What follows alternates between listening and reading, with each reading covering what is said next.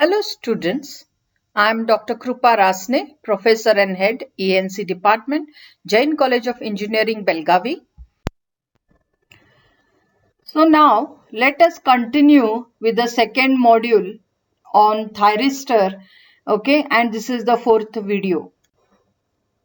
We'll be referring to the same textbook as MD Singh and KB Kanchandani, and in this particular module, so now coming to the syllabus and particularly to this video, we have already seen these mechanisms, that is these three topics in earlier videos. Okay, and in the last video we have seen turn-off mechanism, natural reinforced commutation, class A and class B types. In this video we'll be looking as the comparison of transistors and thyristors. We'll also look at gate trigger circuit, resistance firing circuits. And in the forthcoming videos, we'll see these RC firing circuits and UJT firing circuits followed by certain problems. First of all, let us compare the transistors of the thyristor. So continuing with the comparison, in transistors, the commutation circuitry, which is costly and bulky, is not required, whereas in thyristors, commutation circuitry is required. Then in transistors, the power transistors switch on faster than SCRs and turn off problems are practically non-existent. If the base current is removed, the transistor turns off. Therefore, power transistors can be used in very high frequency applications. Whereas in thyristors, they are used comparatively for low frequency applications. The circuits will be smaller in size and less costly compared to circuits using the thyristors. And comparatively, the thyristors are larger in size and are costlier. And in transistors, there has been little operating experience in high power application of transistors, and the power transistors or Darlington pairs are more susceptible to failure at high power rating. Whereas the thyristor circuits, on the other hand, have a proven record of many years of reliable operation. Now let us look at the general block diagram of a thyristor gate trigger circuit. So basically the gate trigger circuit is going to be used to trigger this thyristorized power controller or converter. So we have six converters we have seen. Okay, it could be rectifier, inverter, chopper, or AC to AC voltage converter, so forth. And they are going to have these SCRs which need the triggering pulses. Now SCRs, if I see in a rectifier, it could be half wave or center, then only one SCR is required. If I see controlled center tapped full wave, then I require two SCRs. If I see a bridge, I will be requiring basically 4 SCRs. So depending upon how many SCRs, each of these SCRs are going to require the firing pulses. Now we know that SCR can be triggered only when it is forward biased. Okay. So what happens is, if it is forward biased, how does the triggering service circuits know when the SCR is forward biased? Hence, what they do is to develop those pulses or the firing circuits, and at appropriate times when they are forward biased only, they take a synchronism. There is an understanding between this high power and the low power gate circuits. So for the gate circuits, that is for firing gate triggering circuits, they will require some DC supply. So what they do is they derive the DC supply from the same line which is going for the high power circuit. So take the high power line, step down, rectify it, filter it, and generate the DC supply required for gate triggering pulses. And in this process, what happens is, we during rectification we will know the zero crossings of the power device, and that zero crossing could be utilized as a reference point to generate the alpha 1, alpha 2 for each of the SCRs. Now the delay angle, how to generate the delay angle? So normally this delay angle will have a control input, because I need to change that firing pulse alpha. By controlling this input voltage, the firing angle should be an easy control. Okay, so change this, alpha will change. If I increase this, alpha should increase. If I reduce this, it should decrease. So very simple control of firing angle should be there. This will have its own ground point, and because this is basically a logic driven circuit. Okay, and there is a pulse transformer which is required to trigger the thyristor, because pulses generate a sharp pulse. The pulse gets converted into a edge triggering, right, spike. So, and if depending upon the number of SCRs, these thyristerized circuit will have so many pulse triggering pulses can be used. They are 1:1 winding. So, what I give here is having the same amplitude as the primary. Okay, and this is called as a pulse transformer. And if I give a pulse here, I get a spike for the positive going of the pulse, and when the pulse drops down to 0, I get a negative spike. So depending upon how the SCR is forward biased, I can use the positive spike or the negative spike for triggering. And depending upon, so here they have shown about 4 pulse transformers. So obviously this I can drive at least 4 SCRs, okay, from this particular circuit. So this is a general block diagram of a thyristerized trigger circuit. So here we will be seeing how the gate triggering pulses are generated, especially for a circuit such as a bridge rectifier here. So here what we see is 4 SCRs in the form of a bridge connection. Input is given here to these 2 terminals of the bridge, and output will be taken at the other 2 terminals of the of this bridge.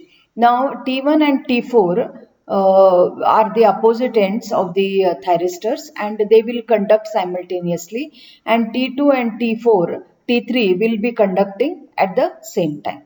So I have to generate the triggering pulses such that one pulse will be sufficient. If I short these 2 gates and give the single pulse, they will turn on simultaneously, whereas these 2 will turn on simultaneously if T2 if I give a single pulse by shorting these 2 gates. Okay, now how to generate this pulse? We know that when the input is forward biased, T1 and this your T4 will be forward biased during the positive half of the signal. This is called as the transformer line voltage, that is the input voltage. So the input voltage is drawn here, and we can say that T1 and T4 will be forward biased here. So if I want to fire T1 and T4, it has to be between this 0 and pi of this forward bias of this signal when it is positive. And T2 and T3 will be triggered only at this point, because when the input changes its polarity, this becomes minus, this becomes plus. So T2 will be forward biased and T3 will be forward biased, and hence these two are going to conduct simultaneously. When will they be forward biased? During the negative half cycle. So to trigger these 2 thyristors, I have to give the pulses only when the input becomes negative. So there has to be a proper synchronism between the triggering pulses developed and the polarity when they are forward biased. Okay. So how to generate that? So if you see this, a ramp has been developed. How is this ramp developed? The zero crossing of the input lines are first detected. And once the zero crossing are detected, a ramp is generated which will go on increasing. And when this zero crossing, next zero crossing comes, it becomes off. I mean, it comes down and again starts the ramp. Okay, so the ramp period is nothing but from 0 to pi. Now there you can see a straight line here. This straight line is nothing but the control signal, which I told you. We need a simple control signal to change the value of alpha. This control signal can be moved from this peak value. It's a DC line, okay, DC signal. So from this peak to the zero value. So as I move this signal, you can see that this ramp which is going from 0 to pi will intersect this particular DC signal at some value. Okay, and that will intersection will happen only between 0 to pi. So at the point of intersection, I am supposed to generate a pulse here. So this pulse is basically generated when the DC signal moves up, and this could be the point of pulses. So I am getting a pulse here. So who is going to be fired here? It will be T1 and T4 that will be fired in this particular time. Similarly, when the input goes negative, again the ramp is starting from the zero crossing to the next pi. So when I move this, the intersection will be detected and I'll be getting a pulse. So since firing pulse cannot go beyond 0 to pi in this case, and again from pi to 2 pi in this case, because of the synchronism, because I'm deriving these zero crossings from the input, whatever is there, same input I'm using here, detect the zero cross and start the ramp. So there will be a synchronism. So the pulses for T1 and T4 will never come when they are negative. They will always come when they are forward biased. Okay. And for pulses for the opposite T2 and T3 will come only when it is forward biased, that is during the negative half cycle. Therefore, a zero crossing detection of the line voltage will synchronization and the pulse generation with the gate trigger circuit, and this must be isolated from the line potential by means of the transformers as shown in the figure earlier. The gate trigger circuit also requires a DC power supply referenced with reference to the logic ground potential. We should know that this is a low power and that is high power. This could be purely DC, and whereas that could be an AC supply. Okay, so we have to properly isolate it. This DC voltage can be supplied by rectifying the output of the line voltage itself and synchronizing it with a transformer, as I have shown you. The AC synchronization, that is synchronization with the high power and the triggering circuit, is converted into a ramp voltage in the delay angle block, which gets synchronized to the zero crossing of the line voltage as shown in the waveform. The ramp voltage, which has a constant peak-to-peak amplitude, is compared with a control DC voltage. During alternate half cycles, when the ramp voltage equals the control voltage, a pulse signals of controllable duration is generated. In this manner, the delay angle can be varied over nearly the full range, that is between 0 to 180 degrees, and the delay angle is proportional to the control voltage. So after looking into the general block diagram of a triggering or firing circuit, let us further understand the gate triggering things. So this is the most common, gate triggering is the most common and efficient method to turn on the SCR. When the SCR is forward biased, a sufficient voltage at the gate terminal injects some electrons into the junction J2.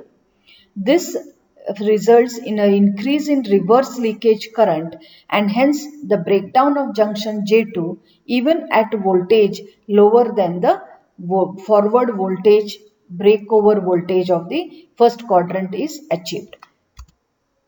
Depending on the size of SCR, the gate current varies from a few milliamps to 200 milliamps or even more.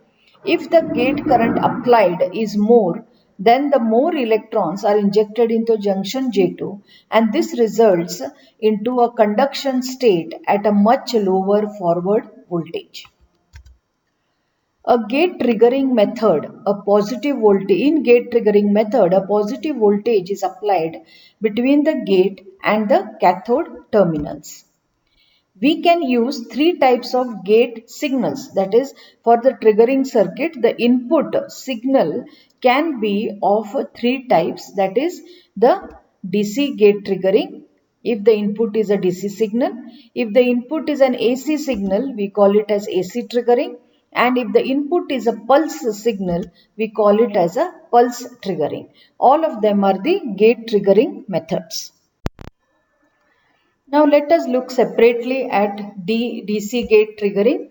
In this triggering, a sufficient DC voltage is applied between the gate and cathode terminals in such a way that the gate is made positive with respect to the cathode.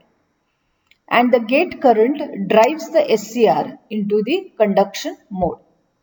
In this, a continuous gate signal is applied at the gate and hence causes the internal power dissipation or more power loss. So DC gate triggering is to avoid as much as possible, but yes, it will definitely trigger using the DC signal at the gate.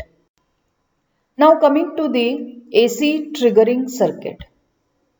This is the most commonly used method for AC applications where the SCR is employed for such applications such as a switching device. So with proper isolation between the power and control circuit, the SCR is triggered by the phase shift AC voltage derived from the main itself. So this I have shown in the basic block diagram of the triggering circuit. We have to provide isolation between the main power supply and the triggering power supply. Okay, any isolation in the form of transformer or optocouplers can be used to isolate them, and also the grounds will be different for both of them, the ground point or reference point.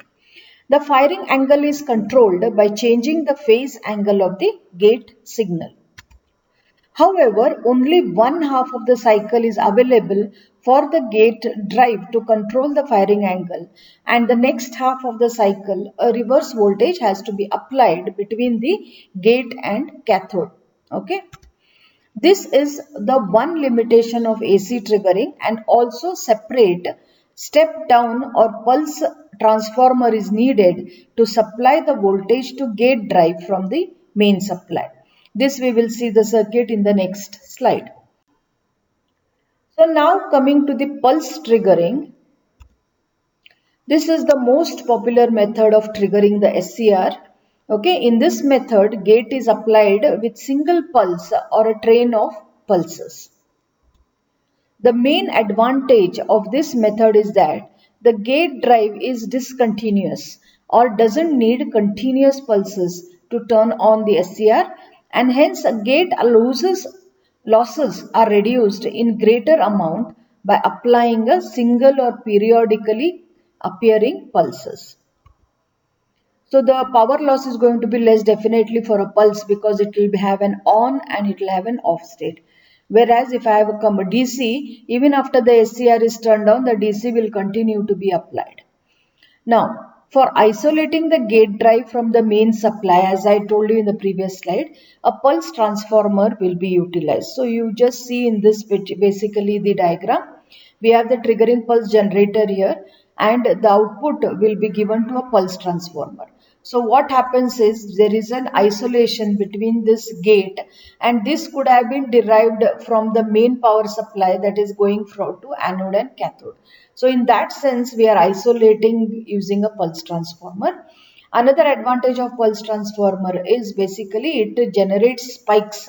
The pulse gets converted to a spike. So the positive going pulse will give you a positive spike, and when it comes down to zero, a negative spike is generated. Spikes are known to be more reliable to trigger an SCR compared to your, because of its spike in nature, it will turn on the thyristor. Okay, now what are the general functions to be fulfilled by the gate control circuits? Okay, they have to fulfill the following two functions.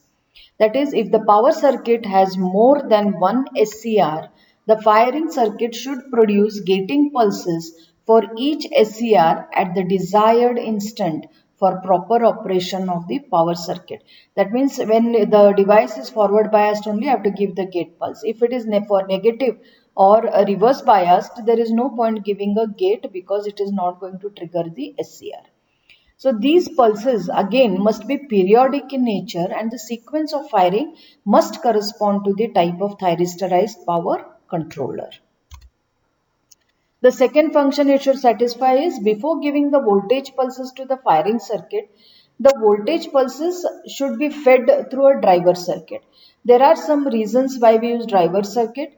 One thing is it could provide an isolation between the two circuits. Okay. Another is it could act like an amplifier. Okay. And so the reason is that the control signal generated by a firing circuit may not be able to turn on the SCR. So this is important. Okay. The driver circuit can be used. Okay, so we have seen what are the different types of input signals, that is DC signal, AC signal and pulse signal, that is used for gate triggering. But let us now look at different SCR gate or firing circuits. So they are basically three types: R firing circuit, RC firing circuit and UJT pulse triggering circuit. And UJT can be used in synchronous with the input signal is if it is AC. So then it is called as synchronous triggering or ramp triggering circuit. So coming to the first type of firing circuit, that is the resistance firing circuit. Here we can see the circuit diagram. Okay, it is called R because we are only using the resistance components in its firing pulses. This is the triggering circuit area and this is the main power area. And it's a very simple circuit because the same AC signal which is used for the load and the SCR or power device, the same AC signal is being used for the control of alpha, and it acts like a power supply for also the triggering circuit. And hence there is no question of synchronizing separately. Since the same line is coming here, it automatically gets synchronized. That is, firing pulses will be generated only during the positive half cycle. We also use a diode here. Okay, so we know that this diode will conduct only when the input is positive and when the SCR is also forward biased, so that the gate current will flow only during the positive half cycle of the input or when the SCR is forward biased. When the input reverses, right, so the diode will also be reverse biased. Okay, and no current can flow like this. At the same time, the SCR, this being negative and positive here, SCR is also reverse biased, and hence we will not get any output at the because SCR is not going to be triggered. Now how is output developed? Output will be developed only when SCR will be fired, because there is a load connected and there is a direct connection with respect to the AC input. So all this load requires to carry the load current is for this SCR to turn on. So when this SCR turns on, there is a load current that will flow. Load current is definitely much higher than the charging current or the current that is flowing through the firing pulses. So this load current will flow only when the firing pulse will happen. So when the firing pulse will happen depends upon when the current flowing through this reaches the IG minimum value. Okay, now how when will this IG minimum value reach? That depends upon what level or what value of RV or R minimum is there in series. So what happens is, when the input positive comes, this is plus, this is minus, SCR is forward biased, diode is forward biased, but it will not turn on till and until the current that is flowing through this forward device reaches a value called as the minimum gate current, and a minimum gate voltage is also applied or go through RB. So this IG minimum current will flow like this and develop VG minimum here. Okay, once that voltage is developed and the current is IG minimum, it will fire. So when it fires, let's say it fires at this point, okay, SCR is forward biased. Till then, it is not going to conduct. Who? SCR. If SCR doesn't conduct, no current will be here. Hence, the load voltage will be 0. So, this is the load voltage waveform, and this is the input ES voltage, and this is the voltage across the thyristor, that is between A and K. Note that when the SCR is off, when the SCR is off and it is not carrying any current, it is like a switch off, and the voltage across the thyristor will be same as the input voltage. So current is 0, but voltage will be same as the input voltage. So voltage will be followed. So whatever is the input voltage here, that will come across the SCR. But once it conducts, the current is going to flow, and the load will be short circuited.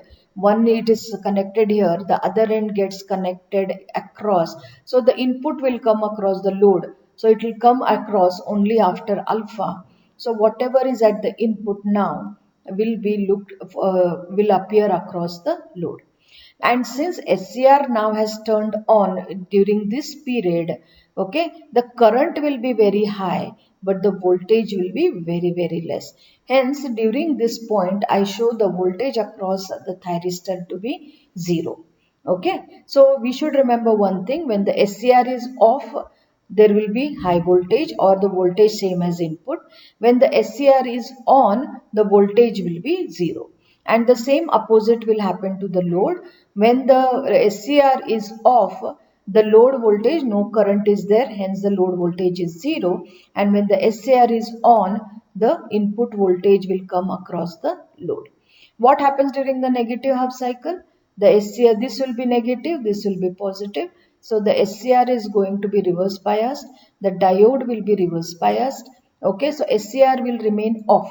Remain off means similar to this condition. So whatever is at the input which has come here, like that, whatever is at the input is going to come across the thyristor. Till what time? Till it fires again in the next half cycle, next positive half cycle. So the voltage across the SCR will not stop at 2 pi. It will continue like this till the next firing angle. Then it is triggered. Okay, again, because the diode is forward biased, IG minimum, VG minimum, all that sequence will follow in the forthcoming cycles. Now, if I am supposed to design this particular circuit, how do I get the values of this? So now first let us look at the resistance firing circuit, what we have explained now. The circuit shows the resistance triggering of SCR where it is employed to drive the load from the input AC supply. Resistance and diode combination circuit, they act as the gate control circuitry to switch the SCR in a desired condition. So we don't have a separate gate circuit, it is derived from the same supply that is being driving the SCR. As the positive voltage is applied, the SCR is forward biased and doesn't conduct until its gate current is more than the minimum gate current of the SCR. We have seen the gate characteristics. The gate current has to be either IG minimum and the voltage between the gate and cathode has to reach at least VG minimum, and the SCR has to be forward biased to conduct. When the gate current is applied by varying the resistance R2 such that the gate current should be more than the minimum value of the gate current. So how do I control the gate current? It has to be by the series R2 resistance, which is shown as variable resistance.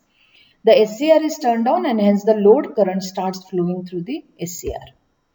The SCR remains on until the anode current is equal to the holding current of the SCR. So we know that if I want to turn off an SCR which is already on, then the one way of turning off the SCR is to bring that current, anode current, to below the holding current, then it will become off. And it will switch off when the voltage applied is 0. So the load current is 0 as the SCR acts as an open switch. The diode protects the gate drive from reverse gate voltage. Since I am using the AC only for the gate, I only need the positive pulses of gate. I don't need the negative pulse. Hence, that can be done by using a diode, which will conduct only for the positive, and for the negative it is not going to conduct. And resistance R1 is used in series to limit the current flowing through the gate terminal, and its value is such that the gate current should not be exceeding the maximum gate current. So the operating area is between the minimum and maximum values of Ig and Vg. So that care has to be taken. So Ig max will be limited by using the series resistance R1. R2 is basically used to change the angle or firing angle or alpha. In the simplest and economical type of triggering, this R resistance or resistance firing circuit, but it is limited for a few applications because of its disadvantages. In this, the triggering angle is limited only from 0 to 90 degrees because the applied voltage is maximum to 90 degrees. And after that, after 90 degrees, the input voltage is going to decrease anyway. So if it has to fire between 0 to 90 degrees only. Because once it fires, then even if I give pulses after 90 degrees, it is not going to work. Hence, this is the limitation of resistance firing circuit. Okay, we will explain this more elaborately in the further slides.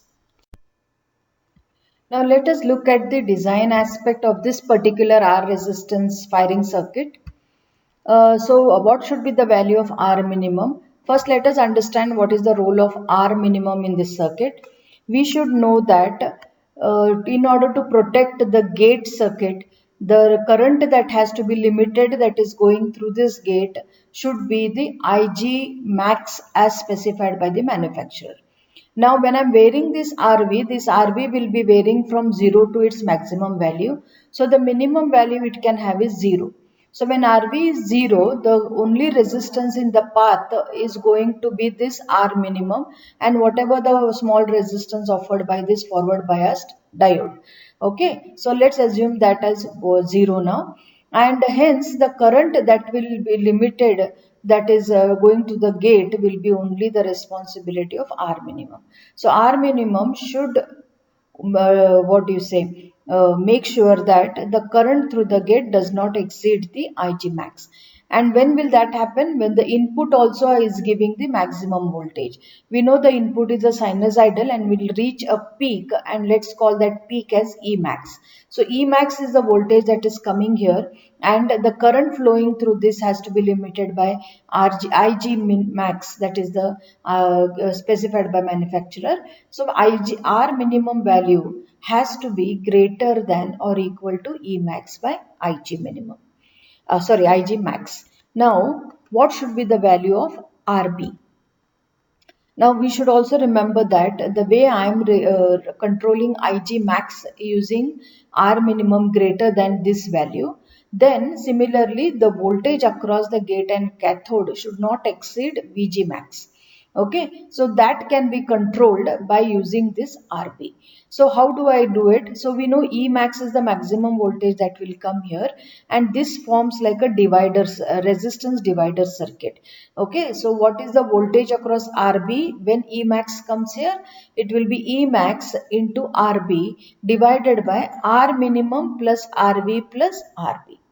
So if I solve that, I will get RB value should be less than or equal to RV plus R minimum into VG max divided by EG max minus VG max. So use the resistance divider circuit formula here.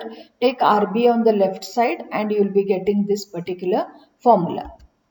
So the thyristor will trigger when the instantaneous anode voltage ES is equal to. So when is the SCR going to be triggering, thyristor or SCR? When the input is ES, when at least a minimum amount of gate current flows through R minimum and RV, plus there is a diode drop here, plus at least a VG minimum should come here. So this condition has to be satisfied for the thyristor to conduct. So what is that? ES is the input voltage is equal to IG minimum into RV plus R minimum plus VD plus the VG minimum. Okay, so this is the formula we have to use in our designing of the circuit. Now this is the resistance half wave triggering circuit. Because I am using a single SCR, the load is going to get only the half wave. Okay, so only for half wave triggering, that's why the name half wave triggering circuit. So let me explain this with respect to waveform. So how the angle can be controlled, firing angle can be controlled only between 0 to 90 degrees, and we cannot conduct beyond, or we cannot give firing pulse beyond 90 degrees. The reason behind this is because we are using a resistive network. Note that this circuit is the same, similar to the circuit that I showed in the previous slide, except the triggering circuit had come on the right side and this power circuit was on the left side. Okay, otherwise the circuit is same. So this is the triggering circuit. Instead of RB I have written R2 and this is R1, and this is the RB. Instead of RB I have taken R. So obviously the gate cathode voltage is going to come here. This is VT, that is the voltage across the thyristor, which we also call it as VAK. Okay, and the load is here. So the load voltage will come across the load only when the SCR conducts, and the full load current will flow through the load. Till then, no voltage will develop here across the load. So let us see how to control the firing angle of alpha in resistance half wave triggering. So basically we have drawn three sets of waveform here. In this case, first case, there is no triggering of SCR. In the second case, we have shown how alpha can be 90 degrees, and in the third case, we have shown that alpha is less than 90 degrees and it cannot go beyond 90 degrees. So in the what are the requirements? When will the SCR conduct? As I have told you earlier, it will conduct only when the current through this path is Ig minimum and the voltage that is developed here is Vg minimum. Okay, so now we have drawn the different graphs here. This is Vs, that is the input supply, which is a sinusoidal, and we have got Vg is the voltage that is developed between the gate and cathode, right? So this is the Vg graph, and we have got the output voltage is nothing but the load voltage, which is drawn here, third waveform. And the fourth waveform is the load current. So load current will flow only when, rather voltage will be there only when there is a load current. If there is no load current, there will be no load voltage. And load voltage current will flow only when the SCR conducts. If SCR does not conduct, there will be no load current. And this is your VT, the voltage across the thyristor. Remember that VT is either on or off. When the SCR is on, the voltage VT has to be 0. When the SCR is off, it will be the same as the input voltage. Okay, so we have to draw the same input line. In the first case, there is no triggering of SCR happening. That means SCR is not going to trigger, or SCR is not going to turn on, and it will remain off. If it remains off, VT will be same as the input. The load current will be 0. If the load current is 0, load voltage will be 0. Okay, and now let us see why no triggering pulses of the SCR happens. Now this is because there is a minimum voltage which I have shown in the Vg curve. I have drawn this dotted line which tells that is the line the voltage has to be developed across Vg in order to fire the SCR. That is the point when SCR is properly getting Ig minimum or current greater than Ig minimum, and the voltage developed between gate and cathode is greater than Vg minimum. So we draw that line, okay, and in this particular case we are controlling the current that is flowing through this using this R2. So let us say that R2 is so high, okay, that the current flowing is through the diode, though it is forward bias during positive half cycle, right here. The voltage that is developed with Vg is very less. If the voltage is less or it doesn't even cross this reference, then obviously no firing pulse can be generated. Okay, so that is the case in this case, in the first case. In the second case, what happens is I am going to adjust this resistance in such a way that at least the voltage Vg developed here will cross or its peak value. See, the voltage developed here is also going to be sinusoidal because input is a sine wave, and since only resistance is there in the path, this voltage and this voltage, there is no phase shift. So you will get the same sine wave here without any phase shift, except the value or the sine wave amplitude. In this case I call it, because it is Vg, I call it as Vg peak, Vg peak.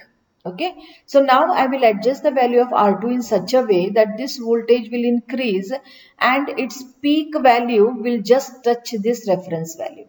So this is what has happened. The peak value has touched. So when will this peak happen? This peak will happen only when the input also peaks, because both are in phase.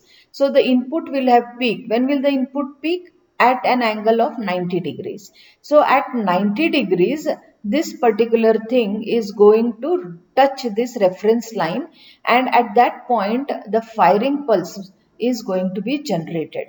So once the firing pulse generated, right, at alpha equal to 90 degrees, right? Then the SCR is triggered and output is going to flow, or output current will flow, because of which the load voltage will be developed as shown from when, from alpha equal to 90 degrees to pi. Okay, and since SCR is conducting from alpha equal to 90 degrees to pi, that region, the voltage across the thyristor, it will be 0. Okay, so in this waveform we have seen in this diagram that this is the point when the peak of the VG voltage just touches the reference, which happens at alpha equal to 90 degrees. Okay.